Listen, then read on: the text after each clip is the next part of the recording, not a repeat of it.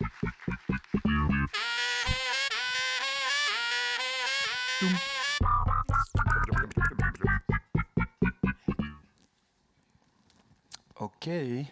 hello everyone. It's a bit intimidating because when I wrote this title, I really thought that I would have 3 people in the room. So I'm really happy to see that that type of issues and topics interest people here at the KIKK Festival. You know, somehow climate change can be a bit boring. So really, I'm really happy to have you here for this conference. You know, it's a bit like you going to a Formula One race and you are talking about stop oil. So I don't know if you saw recently in the news, but it's kind of getting into a digital festival and saying that we should think about the environment issues is you know, it's a specific context. Of course, I understand that some people would prefer to enjoy VR and artificial experience, but I think that it's interesting to also analyze a bit what's happening in terms of carbon emission, what are the solutions that exist, what is also the vision that some people are creating around technology and innovation. So I will try to be light today. I will try to go through different examples. And yeah, so this year, as you all know, the theme of the KIKK Festival is Tales of Togetherness, and basically is really also related to the relation we have with the biodiversity, the discrimination, and the geopolitical context. So I think that this year KIKK wanted also to create a relation between innovation, technology, and basically what we should build in terms of future for this planet. Of course, when I saw the other conferences, I was like, okay, shit. Mine is very boring because I have like big players here that are talking about how creating a studio culture, etc. So, you know, I will do my best, but let's say that we're going to talk also about very depressing things, because as you might all know, the situation is a bit complex today. The first, I don't know if you hear me well, yeah? Okay, fantastic. It's 22 degrees today. I don't know if you've mentioned, but it's a concrete sign that it's going quicker than we thought. The situation is really dramatic somehow, and I think that all the innovators, creators, employees, people that are related to tech, art, etc., should really think about what they are doing and try to see what is the vision in the next year of the product that you are building or the company that you are working with. So my name is Ben. I'm the co-founder of MOJO Agency. It's a Brussels-based agency that does a bit of 360 communication services. We have built the agency with my associate, Camille, with the model of a non-profit. So it means that in Belgium, it's a asbl. So it means that I'm the founder. I've been working maybe 3 years without paying myself, and I don't have shares in this company. So it means that if tomorrow I leave it, I won't get anything in the future. So it's a strong message, and I will be talking about why we did that, that we already wanted to create in our agency. So sorry, it's a bit like YouTube ads of 5 seconds. I'm just explaining a bit what we do. But basically, we do a bit of 360 services for only socially and environmentally companies or socially engaged, like driven by a right purpose. And basically, we do a bit of these services here. The way I'm talking and the fact that I'm talking in front of you today is because my agency has been collaborating with KIKK to develop KINGKONG. It's a new media. It's a creative culture media online that you might discover during these few days of festival. And basically, we have developed this media with, let's say, a low carbon methodology, and I will explain you more. A little teaser.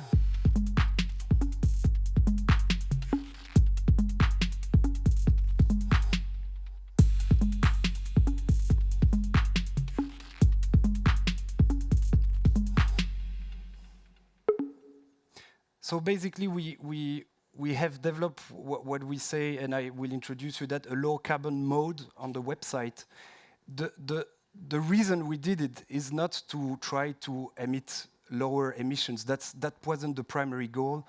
The primary goal is to try to raise awareness about this situation, the fact that digital consume a lot of carbon emission. Basically, a website, as you might know, generates CO2 emission. It means that somehow it requests data from and information from data centers, and of course that consumes energy, and of course that creates somehow CO2 emissions. If we look to the numbers, the digital sector, so that includes the data centers, all you know, like YouTube servers, Google servers, etc. It's already like in 2022, 4 times bigger than 12 years ago. So we are really talking about a sector that is drastically growing in terms of needs. If we analyze also like the digital pollution, it's responsible of 3.7% of CO2 emission globally. It's already much more than the air transport sector. It seems to be a very small number, but sorry to show you such a graphic with all information, but it's just to give you a bit of context. This is an old one. It's from 2016. It's already like 7 years ago. But basically, the consumption of data is in other sectors, other industry, in energy. And it's continuing to grow. And the new figures also show that by 2025, we predict to have these emissions that we emit in 2020 that will double. So it means that from 2010, from 2025, we are talking about 800% of growth in terms of consumption. It's really, really, really huge. I'm not a data scientist, but I don't know if we have faced a sector in human history that is growing that fast and that is consuming that much of energy. So basically, the World Economic Forum says that by 2025, it will represent more or less 1/5 of the energy that the world will consume. So the question is a bit, and that's the question I'm trying to ask myself, because I'm working in this sector. What are we doing, basically? And there is a funny bobo green people saying that explain that a forest is burning, and basically you have all the animals running away from the forest, but you have this little bird, a little colibri, that is actually going to a pond, a lake, taking a drop of water and going back to the forest and dropping it in the forest. And all the animals are saying, "What the fuck are you doing, man? It's the wrong direction. What you're doing is nonsense." And actually, I kind of agree. It looks a bit weird to try to act in such small efforts. And basically, that's somehow what we did for KINGKONG. KINGKONG, it's a website. It's not yet creating a lot of traffic. We hope that in the future we will have more and more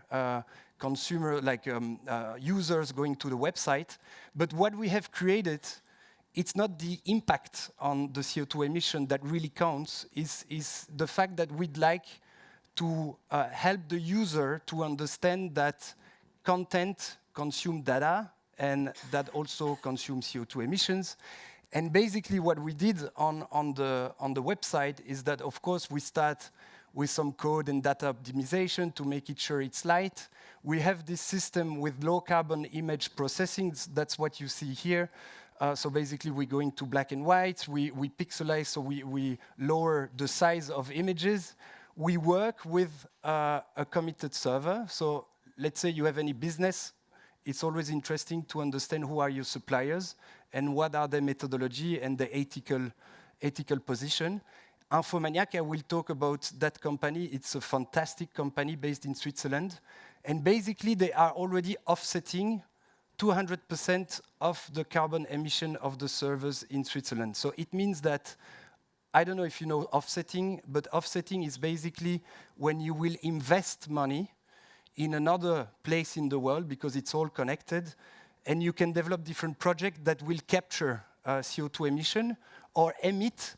So for example, if you change in a city diesel engine that power the city, and you connect and you build a water power system, you are investing in reducing carbon emissions. So basically, there are a lot of projects that can help individuals like myself. I try to analyze how much tons of CO2 I emit every year because I take the plane, because I buy a computer, etc.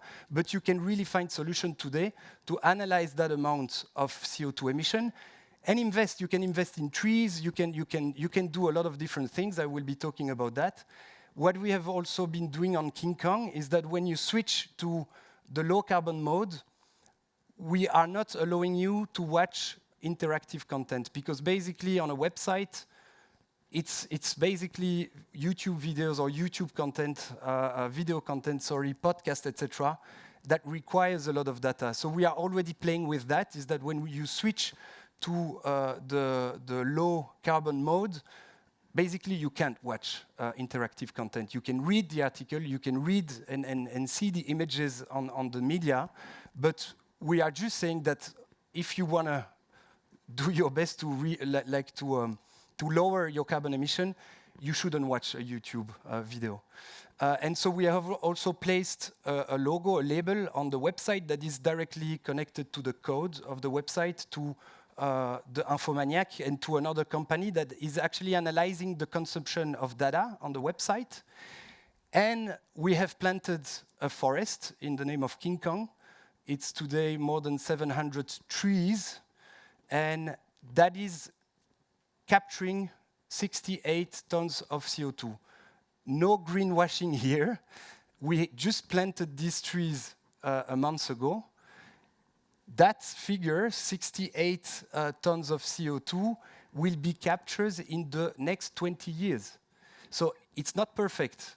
We are planting now for the future, but when you buy, let's say, a ticket at Ryanair and they ask you, okay, would you like to compensate or offset your trip, €1, they ask, it's because they will do some efforts in the next 40 to 50 years. So that's why you pay so low. It's that you are just pushing the problem, but for them, the marketing is working. You think that you are a nice person because you clicked on that button and it cost you €1. But when people ask you, or when you are facing CO2 offsetting, think about the length of the strategy that you will build by what you're doing. A question, anyone knows what's the average of carbon footprint of a person in Europe? Any idea? So that's it. I think that we are completely disconnected from our consumption. I think that I'm talking about 68 tons of CO2. We don't really know what that means. And I think that the more we try to slowly understand our impact, the impact of a company, the impact of a website, the impact of a startup that will create a carbon emission because you will require technologies, etc. The idea, I think, is to start slowly to understand what is the impact that we produce in terms of CO2. Because today, if it's 22 degrees here, it's because of the CO2 in the air, mainly. So the CO2 is somehow the problem. We have many problems, of course, but CO2 is one of the key problems we really have to face. And a quick recap of how the world is doing right now. I'm trying, like today we see that we have a World Cup in the desert. We see some ski resorts creating in Southeast, in Middle East. We have people going to the space to offer trips to millionaires because it's a nice experience. That's somehow the vision of some people in our world. And let's say what's happening in some countries. I will show you a video. Journey to new heights, a unique global destination driven by cutting-edge technology in Neom. This is Trojena. Breathtaking architecture and innovative engineering fold seamlessly into the natural landscape, ascend to a vertical village, a portal connecting the digital and the physical.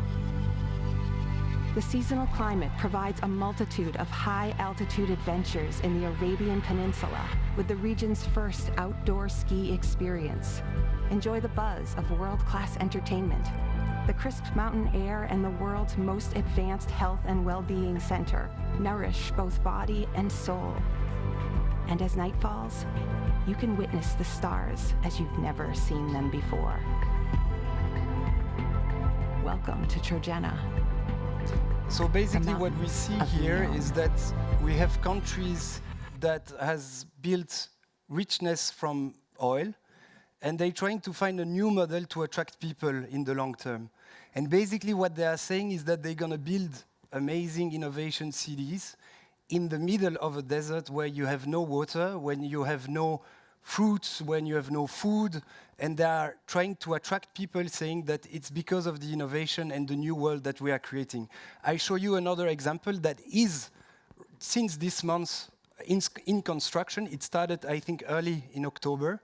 You might have probably see some news on that. It's the same country. For too long, humanity has existed within dysfunctional and listen polluted to what they're cities saying. that It's the ignore official nature. trailer. Now, a revolution in civilization is taking place.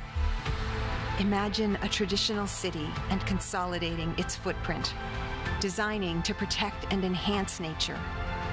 The line will be home to 9 million residents and will be built with a footprint of just 34 square kilometers. And we are designing it to provide a healthier, more sustainable quality of life.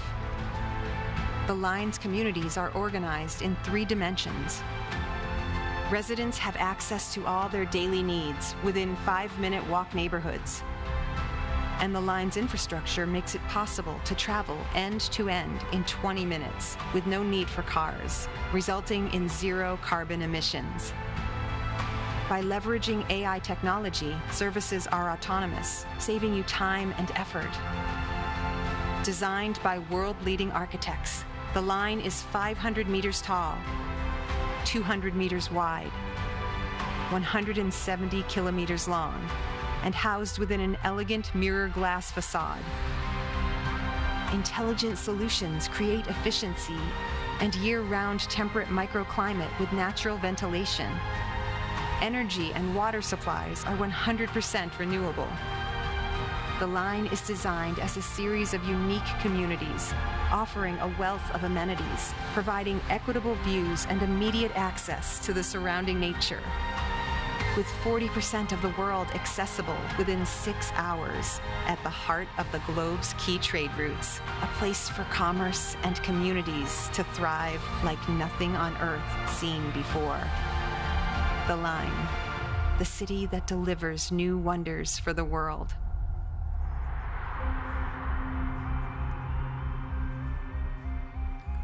So to me, that's a good example of what is innovation for some people on Earth. Of course, I'm sure that that will kind of work, that some people will love to live in a city like this, because we are building also a world of people that would like to develop a lifestyle like this. But really, I think that we have a problem of vision in terms of society. And basically, this model is offering you the fact that you will be eating in a warmed restaurant chalet inside of an artificial ski resort that is cooled, of course, inside of a fucking desert. So basically, it is just nonsense, and it's all about, no, but the customer will enjoy this adventure. And this is an example of a ski resort in China that is, of course, artificial. When I'm a bit lost and a bit depressed, I always think back about this guy. I've actually met that guy. It's an English author and founder of Transition Network.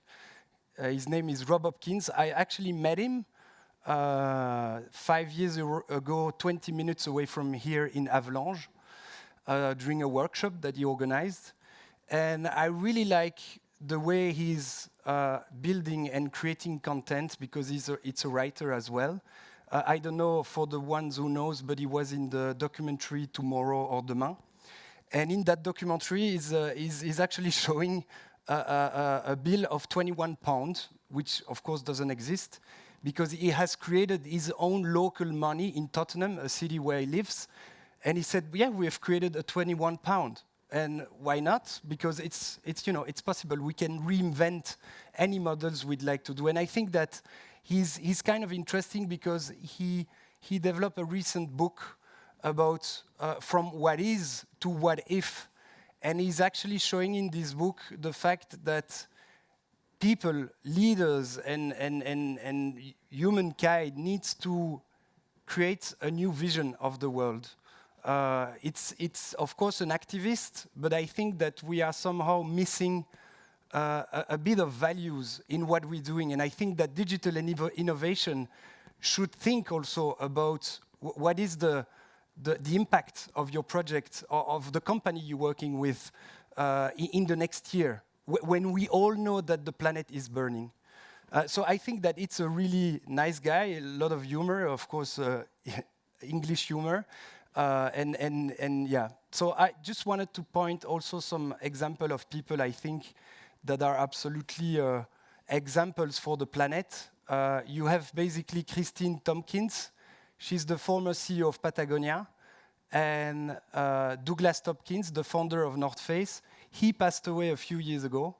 And both together, all the money that they've created, so basically all the shares and the dividends of their activity, they have created a project in Chile, South America, and they have developed a huge park. And when Doug passed away, her wife offered to the Chilean government, we're talking about 500,000 acres. It's actually 40 times the size of Belgium. They offer that land to the country to say, we offer you if you create a document that says that it's going to be a national park forever. So never, never, never you will have any oil exploitation, any resources exploitation. So it's just a gift for the planet. And I think that it's very interesting, because as founders of a company or people working in any type of company, I think it's important to understand what's also the vision of the people that are around you. Another great example, and it's really recent, is the founder of Patagonia. I think you've probably learned that, but this is huge. He just gave everything, all the shares of Patagonia. The value of Patagonia is $3 billion. He gave all the shares to a trust, a fund, that will only invest, let's say, for the planet. So we're talking about $1 million of money from the shares, dividends, that will be forever developed in different projects for the planet. So I think that these people have a very interesting vision. And the question that Rob Hopkins would say is that, what if we give the vision to them? And I really don't want to judge anything or debate about that, but I really think that they might buy a flat at the line because they think it's innovation, to say it quickly. But of course, some of them are doing also very interesting things. So to me, if you are developing a project or if you are working in a company, and you'd like also to push things inside of your company, because this is what's happening everywhere in many different structures, big old companies, the employees are asking for more values. And I think that as a project, the first thing maybe to do is to analyze your impact and try to reduce it where you can. So analyze the product you're using, it could be the food, your transportation, the waste you're generating, the energy. Just try to start with what can we do? And then where you can't do anything, let's say I just need to buy this computer, I just need to take a flight, if a company, of course, for a company it's different because you can invest with your company, you can also try to offset or help. Help could be developing a forest somewhere. You can donate also money. You have many different things. So we are talking about CSR. I will quickly introduce you that. And I think that it's a personal thought. Being honest is key, because if you're doing greenwashing to your employees and to your customers, I'm sure that if the population, if we are continuing to have more interest into the climate change, we will detect, and we are already detecting greenwashing, and I think it's good. And so, for example, for the server that we use for KINGKONG, we are working with Infomaniac. It's really, I invite you to check their website. It's really a fantastic company because they are honest and they are doing efforts. So basically, all the carbon emission that they are creating, they are offsetting the double of that amount. And you can find also a lot of commitments that they are doing as a company. It could be the energy providers that are green, from water, energy, barrage, you have mobility, you have many different things that the company has implemented. And so basically, what are we talking? We are talking about something that is coming to be, and it's growing and it's getting trendy, is the CSR. Everyone in the large corporation are talking about that. IKEA, any type of company, because right now, some stakeholders, some like the audience, like the customers, people are more and more paying attention about what's ethical and what's good for the planet. And so basically now you have CSR managers in that type of companies. And together with my agency, we went to Change Now. Of course, that's a sentence made by French people. It's the world's largest event for the planet. I'm not sure about that, but it was really an amazing event because it's really in the center of Paris. And the audience that is there, it's not the small NGOs from the field, it's really all the companies that pollute today. It's gathering all the ecosystem of, let's say, the bad players on the planet. And I've been, following different talks, and actually some of the talks regarding CSR. And it was like a panel of 4 CSR managers of huge brands. It's like the Accor, the biggest hotel brand in the world. Others like this, NG, like Energy, etc. They were all saying, but it was the first time that I trusted someone with a tie, a black tie, and corporate, because they said, if we don't move now, we won't get the talent of tomorrow. We absolutely need, because the numbers already shows that the talents are going in other companies because we don't do any efforts. So I really believe that it's a good situation. I think that everyone needs to start slowly to rethink their model. There is a friend of mine in Brussels. He has created Impact Valley, and he's actually working in CSR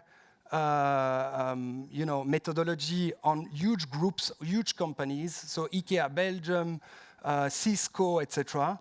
And he is really telling me from the field and from the feedback from the field, he's been working maybe like 8 years for his startup. He's really saying that those companies are trying to do, slowly of course, but different steps. The first and the easiest step is just try to do a donation, try to buy some trees, try to send some money to a project that is doing good for the environment. That's the first step. That's the easiest, because you just have to send money and that's it. And then you can start to say on your website that you are, changing the world. But the second step he's saying, and that's always a bit harder, is give pro bono hours from your team to project that needs your help. And to me, that is very a change-making thing, because interviewing after the employees of that company, they really, the experience of an employee at IKEA that says that 4 days a year will go and do pro bono help because he's an engineer or he's an office manager, etc. And he will go to an NGO or a social company and give back a bit of experience and help people without return on investment. And these employees are saying that I'm staying in your company because you start to do these things. And basically, I really enjoy in my life in the company, also not working for IKEA, etc., but focusing on really real problem in the world. The last thing that is the hardest is change your model, rethink how you work. Because if you project your company in the next 20 years, 30 years, is really what you're doing something sustainable for the future? And let's say that we believe that the youth will also push again and again and again more ethic in our society. I'm really sure that, and that was the conference in Paris, huge corporation group are also thinking about rethinking the model because they know that in 20 years it won't work anymore. So just to say that what we're doing at MOJO Agency, we also have our pro bono program. We basically, part of our revenue, we insert that revenue in a fund. And this year we have offered 25,000 of services to Belgium, like the Belgium platform of refugees in Brussels. To me, I'm not just showing that to say, hey, that's what we've done. I'm just showing that this is really key to build a company DNA, is because we are, of course, working for the KIKK Festival, etc. We are working to create values for companies. But to me, the best is really when you have time, you have budget to really help someone for free and to really target the project that you want to help. So I think that any type of company that you're working with or building or talking with future co-founders, to me, it's really a plus to develop also a company that is doing well in delivering your product or services. But you can add little things that can change the mentality and the DNA of your company. So I think that's it. Thank you very much.